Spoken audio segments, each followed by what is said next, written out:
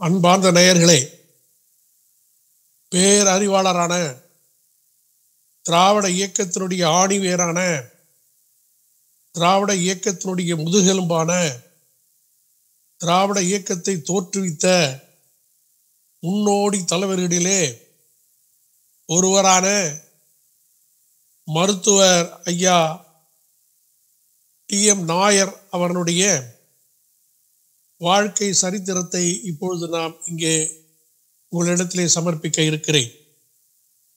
அதன் பொருட்டு அவர் எடுத்துக்கொண்ட முயற்சிகள், பார்ப்பனர் அல்லாத மக்களுக்காக அவர் செய்த அருந்தொண்டுகள், பார்ப்பனர் அல்லாத மக்கள் அனைவருக்குமே நன்மை பயக்கின்ற வகையிலே அவர் எடுத்த அரும் பாடுகள் அத்தனையுமே இங்கே விவரிக்க இருக்கின்றோம். மூட நம்பிக்கை, மனிதனை மனிதன் இழிவுபடுத்துதல், மனிதனை மனிதன் தாழ்த்தி பேசுதல், சமுதாய அவலங்கள், பார்ப்பனர்கள் செய்த கொடுமைகள், பார்ப்பனர் செய்த வேறுபாடுகள் அத்தனையுமே களைவதற்காக அடிப்படையிலேயே மனிதன் தாழ்த்தி பேசுகின்ற ஒரு வல்லமை படைத்திருக்கிற பெரும் கூற்றினை அடித்து ஒழிக்க முற்பட்டு வீறு கொண்டு எழுந்த மாமனிதர் தான் பெரும் மதிப்பிற்குரிய மருத்துவர் ஐயா டாக்டர் டி.எம். நாயர் அவர்கள். பெரும் செல்வங்களை இழந்தார். தான் ஈட்டிய பணங்களெல்லாம் நம்முடைய பார்ப்பனர் அல்லாத மக்களுக்கு அவர்கள் செலவழித்தார்கள் என்பதையெல்லாம் பார்க்கிற போது அவர் ஆற்றிய அருந்தொண்டுகளை நாமெல்லாம் நினைவு கூறுகின்ற வகையிலே நாம் அவ்வப்போது அவரை எண்ணி எண்ணி நாம் போற்றுவோம். இந்த வகையிலே மிக பெரிய சாதாரண மனிதனாக அவர் இல்லை. அவர் குடும்பத்திலே மிகப்பெரிய ஒரு செல்வந்தராக, மிகப்பெரிய ஒரு பணம் படைத்தவராக, கல்விகள் சுரிந்திருக்கிற குடும்பத்திலே பிறந்தவராக அவர் இருந்தார். சாதாரண மக்களாக ஏழ்மையாக இருந்து தன்னுடைய நிலைப்பாட்டினை அவர்கள் உணர்ந்து இந்த மக்களுக்காக அவர் பாடுபட வரவில்லை. எவ்வளவு சிரமங்களை அவர் அனுபவித்தார் அவர் காலத்திலே என்று பார்க்கிற போது நாமெல்லாம் மெய்சிலிக்க வைக்கிறது.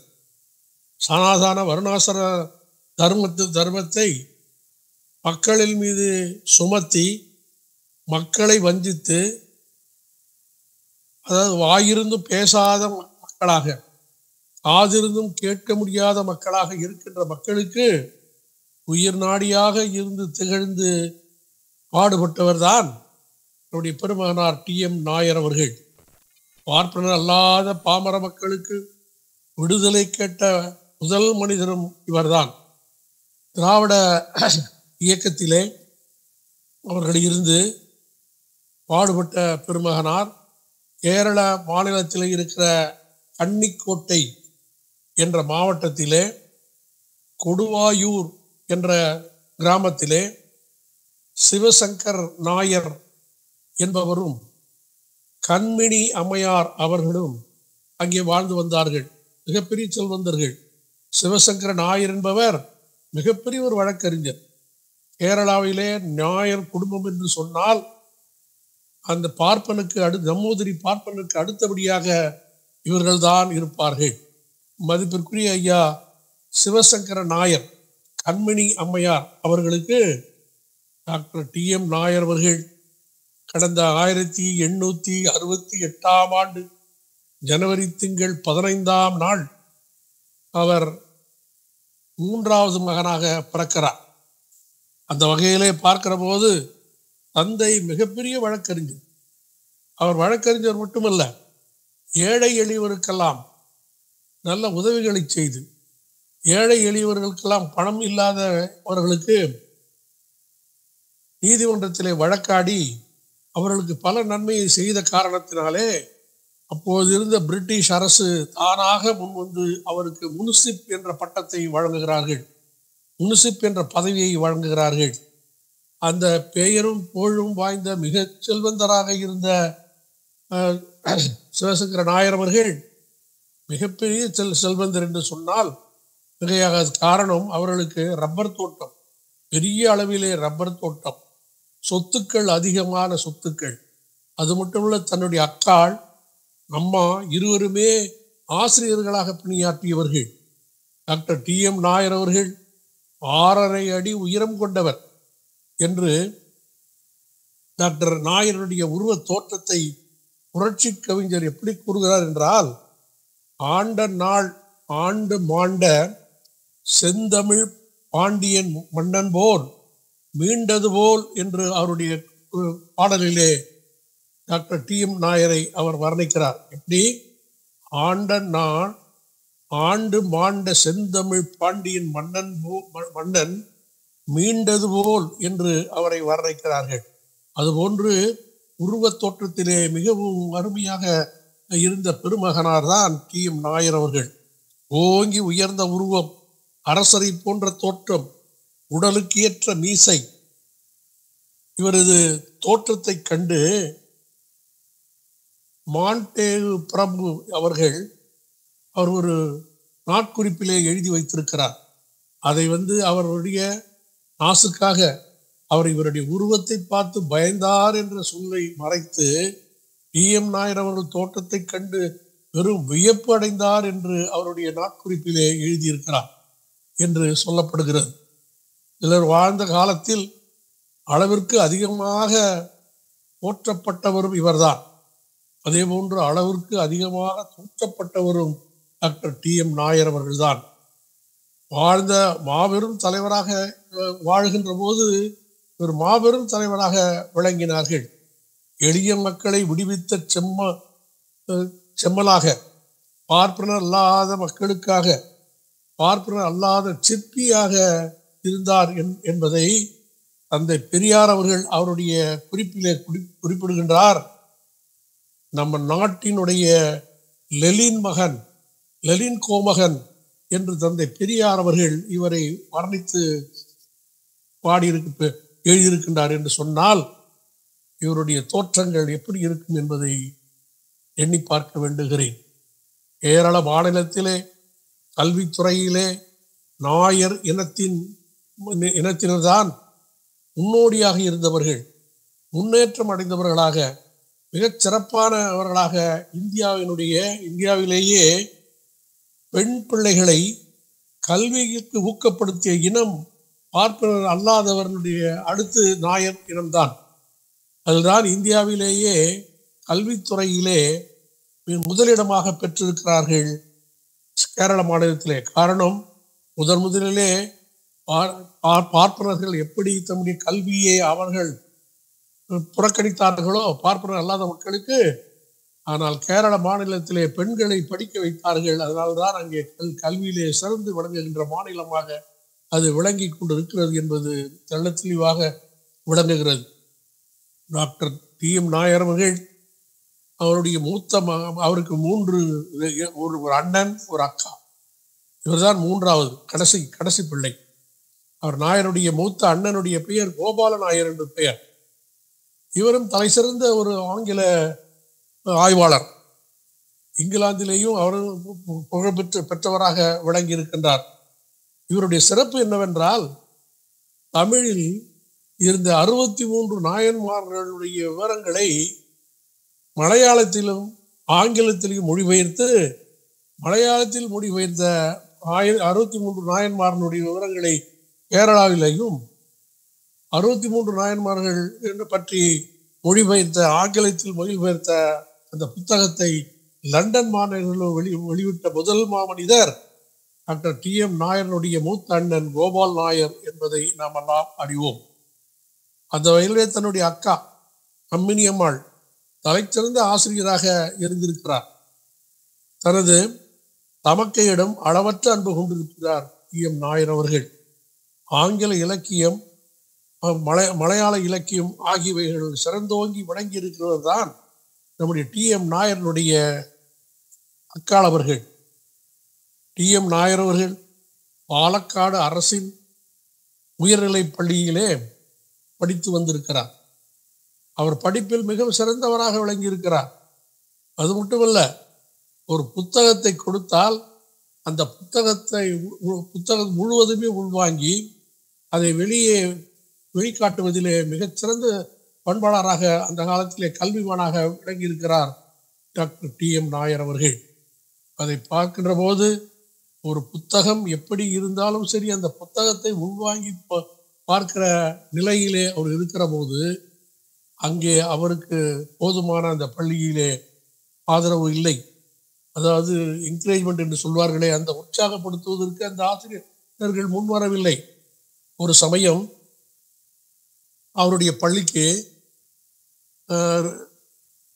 எட்வின்சன் ஹால்பர்ட் என்ற மாநில கல்வி அதிகாரி அவர்கள் ஆய்வுக்காக வருகிறார். அப்பொழுது அந்த பள்ளியிலே அங்கே இருக்கின்றவர் அனைவருமே பார்ப்பனருடைய மாணவர்கள் முன் வரிசையிலே உட்கார்ந்து கொண்டிருப்பார்கள். ஒரு அடுத்து பின் வரிசையிலே இருக்கின்றவர்களாம் பார்ப்பனர் அல்லாதவர்கள் பின் வரிசையிலே உட்கார வைத்திருப்பார்கள். இந்த ஹெட்வின் ஆல்பர்ட் என்ற கல்வி அதிகாரி அந்த பள்ளிக்கு வந்தபோது ஆய்வு செய்கிறார். மாணவரிடத்திலே முன் வரிசையில் இருக்கின்றவர்கள் கேள்வி கேட்கிறார். இந்த கேள்விக்கு போதியமான பதில் அவரிடத்தில் இருந்து வரவில்லை. பின் வரிசையிலே உட்கார்ந்து கொண்டிருந்த டி.எம். நாயர் அவர்கள் கையை உயர்த்துகிறார். உயர்த்தியவுடன் அந்த கல்வி அதிகாரி என்ன என்று கேட்கிறார். நீங்கள் என்ன கேள்வி கேட்டாலும் கேளுங்கள், நான் அதற்கு பதில் சொல்லுகிறேன் என்று சொன்னார். உடனே அவர் உள்ளே அவர் பக்கத்திலே வரவழைத்து அவர் கேட்ட கேள்வி அத்தனைக்குமே டான் என்று பதில் சொல்லியிருக்கிறார் டாக்டர் நாயர் அவர்கள். உடனே அந்த கல்வி அதிகாரி ஆங்கிலேயன் அல்லவா, வெள்ளையன் அல்லவா, அவனுக்கு பாகுபாடு இல்லாமல் இருக்கும் அல்லவா. அந்த ஆசிரியருடைய பெயர் பத்மநாப நம்பூதிரி என்று அவருடைய பள்ளியினுடைய ஆசிரியர் பெயர். அந்த பத்மநாத நம்பூதிரியை அழைக்கிறார். இவ்வளவு நன்றாக படிக்கின்ற மாணவனை ஏன் பின்வரிசையில் உட்கார வைத்தார் என்று கேட்டிருக்கிறார். உடனே டி.எம். நாயர் அவர்கள், ஐயா, நாங்களெல்லாம் தீண்டப்படாதவர்கள், எங்களை பின் வரிசையில் தான் உட்கார்வதற்கு இவர்களுக்கு நியதி இருக்கிறது என்று சொல்லியிருக்கிறார். உடனே அந்த கல்வி அதிகாரி நன்றாக படிக்கிற மாணவனை பின்னே தள்ளிவிட்டு ஒன்றும் தெரியாதவர்களை முன்னே உட்கார்ந்து வைத்திருக்கின்றீர்கள் என்று கடுமையாக வந்தித்து டி.எம். நாயர் அவர்களை முன் வரிசையில் வந்து உட்காரும்படி அப்பொழுது கட்டளையிட்டு சென்றிருக்கிறார். அது ஒரு செய்தி, அவர் படிக்கின்ற போது நடந்த ஒரு நல்ல அருமையான செய்தி. அடுத்த செய்தி, அவர் அதாவது ஆண்டு வருகின்ற பொழுது தேர்வு வரும் ஒவ்வொரு ஆண்டும். அந்த ஒவ்வொரு ஆண்டும் தேர்விலே இவர் டபுள் ப்ரமோஷன் என்று சொல்லப்படுகின்ற வகையிலே அந்த வகையிலே பாடங்களை அவர்கள் அருமையாக பாடி மற்றவர்களுக்கு வியப்பை ஏற்படுத்தியிருக்கிறார். அந்த வகையிலே பார்க்கிற போது அவர் எஸ்.ஏ. சோமசுந்தர பிள்ளை அவர்கள் 3 ஆண்டுகள் படிக்க வேண்டிய மெட்ரிகுலேஷன் பள்ளியை 2 ஆண்டுகளில் படித்தவர் டாக்டர் டி.எம். நாயர் என்று அவருடைய பக்கத்திலே எழுதியிருக்கிறார். மெட்ரிகுலேஷன் இறுதி படிப்பு படிக்கும்போது அவர் பள்ளியிலே ஒரு சிறிய நேர்வு ஏற்பட்டது. மாலையிலே அவர்கள் அவசரமாக வீட்டுக்கு செல்கின்ற போது அந்த பக்கத்தில் இருக்கின்ற ஒரு மாணவனுடைய புத்தகம் அவருடைய மேஜை மேலே வந்து விட்டார். உடனே அந்த புத்தகத்தை இவர் தெரியத்தனமாக அவசரமாக வீட்டுக்கு செல்ல வேண்டிய நிலை இருந்ததாலே அவர் அந்த புத்தகத்தை தன்னுடைய பையிலே போட்டு வீட்டுக்கு எடுத்து சென்று விட்டார். வீட்டிலே போய் பார்க்கிற போது யாரோ மற்றவருடைய மாணவனுடைய புத்தகம் நம்முடைய பையிலே வந்து விட்டது என்று மனம் வருந்தி அவர் மறுநாள் பள்ளிக்கு திரும்பி வருகிறார். அதற்குள்ளாக அந்த மறுநாள் வந்த அந்த பள்ளியிலேயே இருக்கின்ற ஒரு மாணவன் ஆசிரியரிடத்திலே புகார் தெரிவிக்கிறான். என்னுடைய புத்தகம் களவு போய்விட்டது, என்னுடைய புத்தகம் யாரோ களவாடி விட்டார்கள் என்று அவரிடத்திலே புகார் செய்கிறார் ஆசிரியரிடத்திலே. ஆசிரியர் அதை விசாரித்துக் கொண்டிருக்கின்ற போதே டாக்டர் டி.எம். நாயர் அவர்கள் உள்ளே நுழைகிறார்கள். உள்ளே நுழைந்தவுடன் அவர் கையிலே புத்தகம் இருக்கிறது.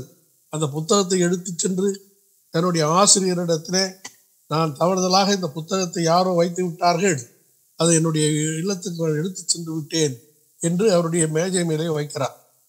வைத்துவிட்டு அவர் இருக்கைக்கு சென்று விடுகிறார்.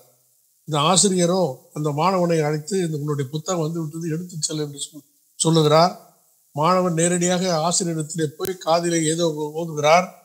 ஓதிய பிறகு அந்த ஆசிரியர் டி.எம். நாயர் அவருடைய புத்தகப்பை அத்தனையுமே வந்து மேசையிலே வந்து வைக்கும்படி கட்டளையிடுகிறார். இவர் யாதும் அறியாது இவருடைய புத்தகங்கள் அத்தனையுமே ஒரு பையிலே போட்டு அந்த மேசை மேலே கொண்டு போய் வைக்கிறார். இந்த மேசை மேலே வைத்த அந்த இன்னொரு மாணவனுடைய புத்தகத்தையும் இது உள்ளே போடு என்று சொல்லுகிறார். அந்த புத்தகத்தையும் எடுத்து உள்ளே போடுகிறார். அந்த பையை கையில் கூட தொடாமல் ஒரு கொம்பு எடுத்து அந்த கொம்பின் மூலமாக அந்த பையை தூக்கி கொண்டு போய் வெளியிலே போட்டு தீ வைத்து எரித்து விடுகிறார் அந்த ஆசிரியர். உடனே டி.எம். நாயர் அவர்களுக்கு மிக கடுமையான கோபம். என்னுடைய புத்தகங்களாம் எரிக்கப்படுகிறது என்று வேதனை கொண்டார். கொண்டு ஆசிரியரத்தினை கேட்டார், என்ன ஏன் இந்த புத்தகத்தை கொளுத்தினீர்கள் என்று கேட்டபோது அதுக்கு அந்த ஆசிரியர் அவர்கள், அந்த நம்பூதிரி பார்ப்பன ஆசிரியர், உன்னுடைய புத்தகம் அந்த மாணவனுடைய புத்தகம் அல்லவா, அதனுடைய வீட்டுக்கு எடுத்து சென்றாய் அல்லவா, உன்னுடைய வீடு சூத்திரன் இருக்கின்ற வீடு, நீ கொண்டு வந்த பை சூத்திரனுடைய பை, சூத்திரன் பையிலே நம்பூதிரி பாப்பனுடைய புத்தகம் அங்கே வந்ததினாலே அது தீட்டாகிவிட்டது என்று சொல்லி, அது எனக்கு அந்த புத்தகம் வேண்டாம் என்று அந்த மாணவன் சொல்லிவிட்டான் என்று அவர்களுக்கு சொல்கிறார்கள் அந்த ஆசிரியர். உடனே விகுண்டு எழுகிறார், மிகவும் கோபம் கொள்கிறார். அவர் என்ன செய்வது என்றே புரியவில்லை. மாணவர் பருவம், ஆசிரியராயிற்றே, அவரிடத்தில் என்ன சொல்ல முடியவில்லை. என்னுடைய புத்தகம் மற்றவருடைய மாணவருடைய புத்தகம் தன் கையிலே தெரியாதரம் வந்ததற்காக அது தீட்டாகிவிட்டதா, தீட்டானால் அந்த புத்தகத்தை மட்டும் கொடுத்துவது தானே, என்னுடைய புத்தகத்தையும் ஏன் சேர்த்து கொடுக்கிறீர்கள் என்று அப்பொழுதே வாதாடுகிறார் அந்த ஆசிரியரிடத்திலே. ஆசிரியர் எதுவும் சொல்லவில்லை. அவர் வந்து அந்த புத்தகத்தை அப்படியே இழுத்து விட்டு போன இது ஒரு சம்பவம் அவருக்கு நடந்தது. மெட்ரிகுலேஷன் பள்ளி படிக்கும் போதே பாட புத்தகங்கள் தவறாக வந்தது என்ற நிலைப்பாட்டை எரித்தது அவருக்கு ஒரு வேதனைக்குள்ள செய்தது. அதற்கு அடுத்து பிறகு பள்ளி வகுப்பிலே இவருக்கு அடுத்த நிகழ்வு என்னவென்றால், இவர் மெட்ரிகுலேஷன் படி இறுதி வகுப்பு படித்து முடிக்கிறார். பரீட்சையெல்லாம் எழுதி முடிக்கப்படுகிறது. அந்த இறுதி நாளிலே அந்த நம்பூதிரி பார்ப்பன மாணவர்கள் அவருக்கு அப்பொழுதெல்லாம் இப்போது எப்படி இந்த நாகரிகமான முடிகளை மாணவர்கள் வளர்க்கிறார்களோ அதுபோன்று அந்த காலத்தினுடைய நாகரிகத்தின்படி டாக்டர் நாயர் அவர்கள் பெண்கள் வளர்க்கின்ற கூந்தலை போல் மிக நீண்ட கூந்தலை வளர்த்திருக்கிறார். அந்த கூந்தல் வளர்ந்து கீழே வந்து விழுகின்ற வரையில், அதாவது அவர் ஒரு மேஜையிலே உட்கார்ந்தால் அந்த மேஜை பின்னாடி அவர் பெரிய கூந்தலோடு உட்கார்ந்து இருந்திருக்கிறார். அப்பொழுது பின்னாடி இருந்த மாணவர்கள், அது நம்பூதிரி பார்ப்பன என்று சொன்ன மாணவர்கள், அவர் ஒரு கத்திரிக்கோள் எடுத்து அவருடைய முடியை, நன்றாக வளர்ந்திருக்கிற முடியை அப்படியே கத்திரிக்கோளால் அவர்கள் வெட்டி விடுகிறார்கள். இதை திரும்பி பார்க்கிறார்.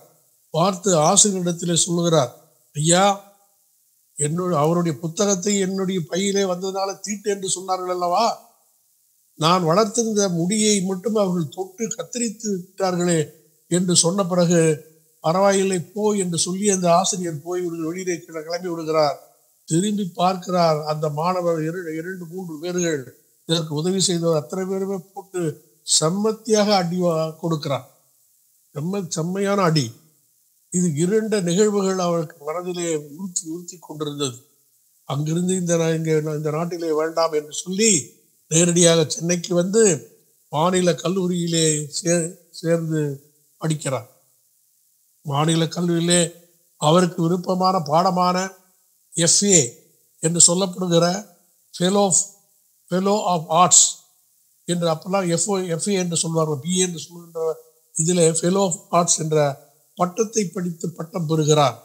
சென்னை மாகாணத்திலேயே முதல் மாணவனாக தேர்ச்சி பெறுகிறார். இன்றும் நீங்கள் அந்த மாநில கல்லூரியிலே சென்றால் அந்த காலத்திலே மாநிலத்திலே முதல் மதிப்பெண் பெற்ற மாணவன் யார் என்ற பெயரை டி.எம். நாயர் என்ற பெயர் பொறிக்கப்பட்டிருப்பதை நீங்கள் பார்ப்பீர்கள்.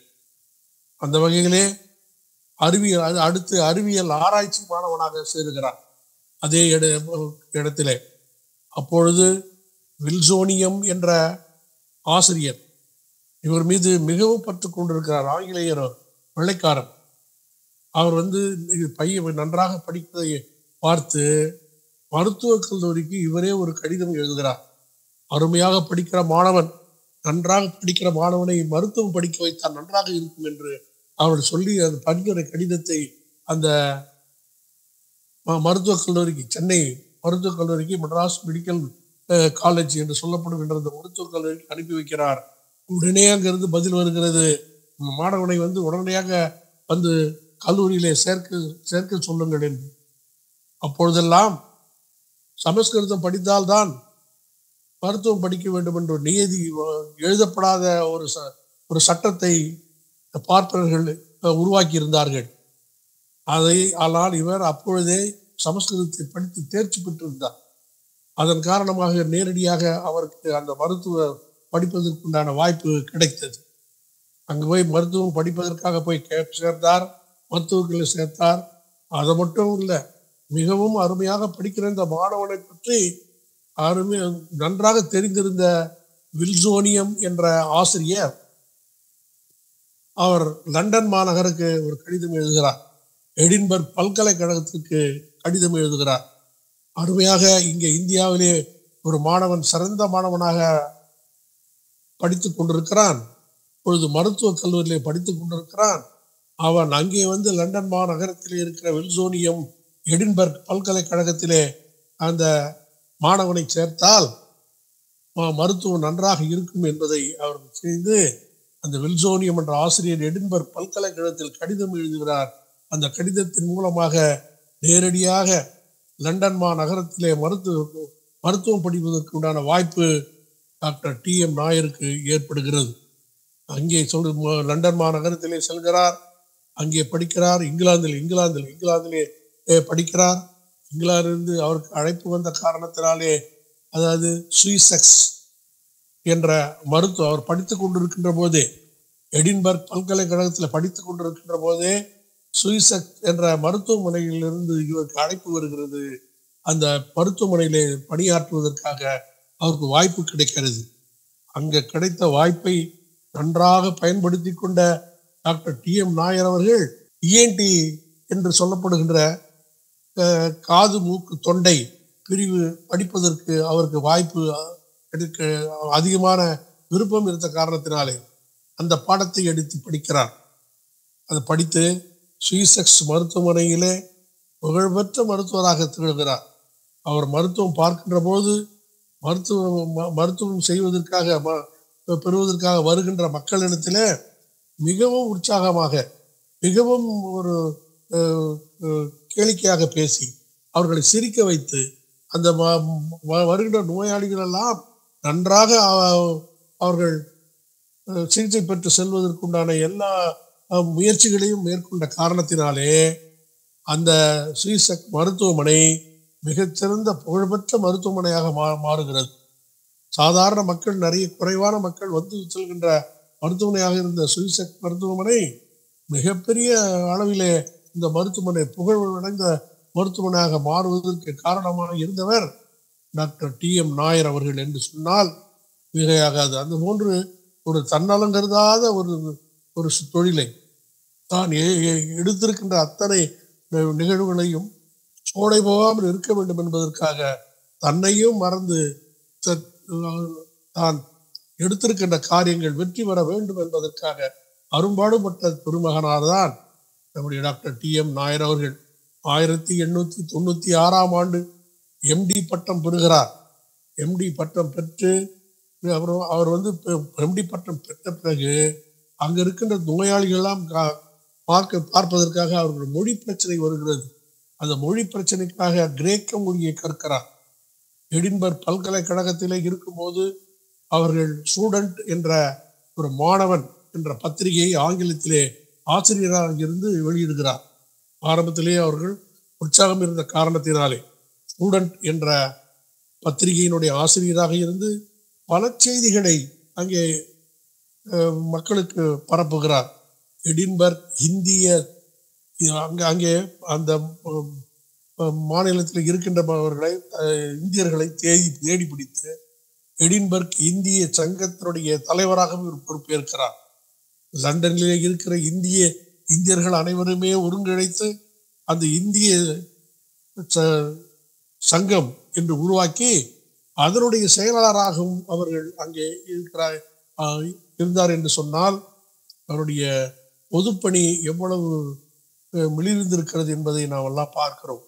அதன் தலைவர் அதையும் செயலாளர் அவர் அங்கே தாதாபாய் நவரோஜ் காங்கிரஸினுடைய பேரியக்கம் ஆரம்பிப்பதற்கு மூத்த தலைவராக இருந்தாரே தாதாபாய் நவரோஜ், அவரும் அங்கே அந்த பிரிட்டிஷினுடைய மெடிக்கல் அசோசியேஷனில் இருந்திருக்கிறார். அவர் தலைவராக போட்டு இவர் செயலாளராக இருந்து செயல்பட்டு இருக்கிறார்கள். ஒரு மெடிக்கல் அசோசியேஷன் என்ற உறுப்பினராக இருந்து ராயல் எடின்பர்க் சங்கம் என்று சொல்லுகிற, அதாவது ராயல் ஏசியாட்டிக் சொசைட்டி என்று சொல்லப்படுகின்ற அந்த சங்கத்தினுடைய தேசிய குழு உறுப்பினராகவும் நேஷனல் லிபரல் கிளப் என்று சொல்லப்படுகின்ற ராயல் மன்றம், பல்கலைக்கழக மாணவர் மன்றம் என்ற மன்றங்களிலேயும் மிகப்பெரிய பொறுப்புகளை, பல பொறுப்புகளை அந்த லண்டன் நகரத்திலே அவர்கள் வகித்திருக்கின்றார்கள். மாணவராக இருந்தபோதே எவ்வளவு பொறுப்புகள் இருந்தார் என்று சொல்ல மாறாது. அந்த வகையிலே நிறைய பொறுப்புகளை வகித்த ஒரே ஒரு இந்தியர் யார் சுவிசெக்ஸ் மருத்துவமனையின் சார்பில் இருந்தவர் யார் என்றால் 1897 அங்கே திரும்புவதற்காக அந்த லண்டன் நகரத்திலிருந்து திரும்பி இந்தியா வருவதற்காக கேட்கிறார். அந்த சுவிசெக் மருத்துவமனையில் இருக்கின்ற மருத்துவர்கள் உடனே இவர் அழைத்து, உனக்கு எவ்வளவு சம்பளம் வேண்டுமானாலும் தருகிறோம், எவ்வளவு உங்களுக்கு சலுகை வேண்டுமானாலும் நாங்கள் தருகிறோம், நீங்கள் நல்ல கூர்ந்து இந்த மருத்துவமனை விட்டு செல்ல வேண்டாம், இந்த மருத்துவமனை விட்டு சென்றால் இந்த மருத்துவமனை அப்படியே நொடிந்து போய்விடும், தயவு செய்து இந்த மக்களை நீங்கள் காப்பாற்றுங்கள் என்று கேட்டபோது அதற்கு பதிலாக சொன்ன நம்முடைய PM நாயர் அவர்கள், நான் இங்கே இருந்து இந்த மக்களை காத்தது போதும், என்னுடைய நாட்டினுடைய மக்களை நான் போய் பார்க்க வேண்டும், அவர்களுக்கு நான் பல உதவிகளை செய்தாக வேண்டும், நான் இருந்து அந்த அவர்களுக்கு செய்யாத ஒரு கடமை தவறாக இருக்கும், ஏழைகளுக்கு பல இடங்களில் அவர்களுக்கு நான் மருத்துவம் பார்க்க வேண்டும் என்பது என்னுடைய மிக ஒரு ஆவலாக இருக்கிறது என்று அவரிடத்தில் சொல்லியிருக்கிறார். வேண்டாம் வெறுப்பாக அவர் அந்த மருத்துவமனையிலிருந்து அவரை அங்கிருந்து விடுவித்திருக்கின்றார்கள். அவர்களும் பெரிய துன்பத்தோடு பெரிய ஒரு சிரமத்தோடு அவர்களெல்லாம் அழுகையோடு அவர்களை வழி அனுப்பி வைத்திருக்கின்றார்கள். இங்கே வந்தார், இந்தியாவுக்கு வந்தார், இந்தியாவிலிருந்து சென்னைக்கு தான் வந்தார். அவர் பிறந்த கேரள மாநிலத்திற்கு அவர் செல்லவில்லை, நேரடியாக சென்னைக்கு தான் வந்தார். அங்கே இருந்து பல இடங்களிலே அவர்கள் மருத்துவமனைகளை திறந்தார். மருத்துவமனைகளை திறந்து பல மக்கள், ஏழை மக்களுக்கு இலவசமாக மருத்துவங்களை அவர் பார்த்து பலரிடத்திலே அவர்கள் நற்பெயர் எடுத்திருக்கின்றார்கள். PM நாயர் அவர்கள் பம்பாய் மருத்துவ மாநாட்டிற்கு அரசு பிரதிநிதியாக செல்ல வேண்டும் என்று அரசு விரும்பியது.